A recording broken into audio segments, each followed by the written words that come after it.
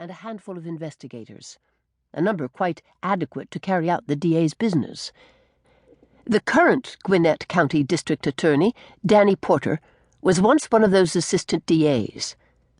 By 2006, after 4 terms as the district attorney, Porter had a staff of 90, including 34 lawyers and 23 investigators.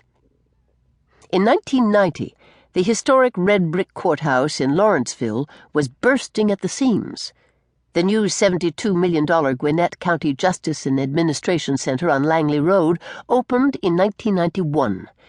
The modern structure, with 22 courtrooms, featured polished steel banisters, etched glass walls and dividers, polished parquet floors, and skylights, where the drum of a hard rain was almost louder than thunder. It was an expansive complex, yet it too soon began to strain against its walls.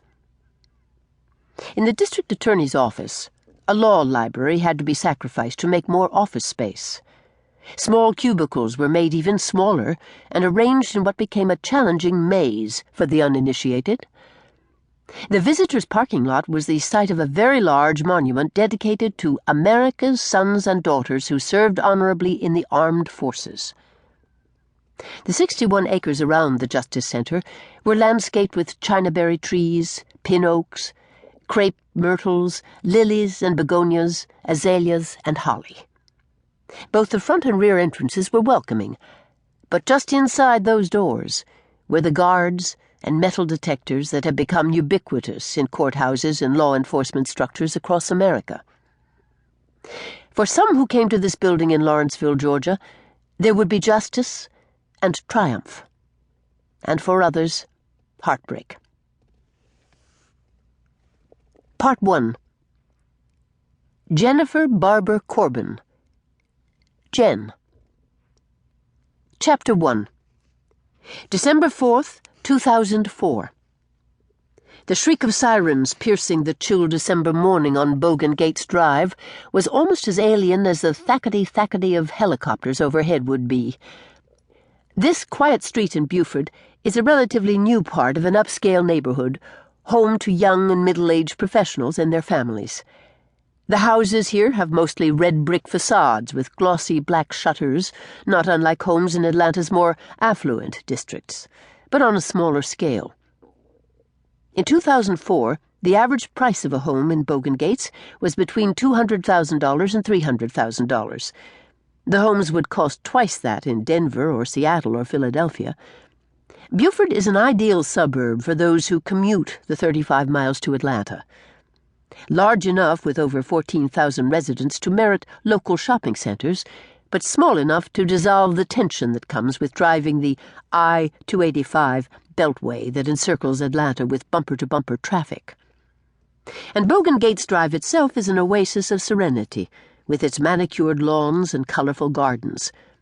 Children play under the watchful eyes of all the adults there. If some stranger should insinuate himself into this enclave, he would not go unnoticed.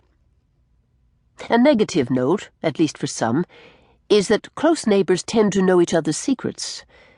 There isn't the anonymity that exists in apartment buildings in large cities. Neither is there the loneliness that city dwellers sometimes feel.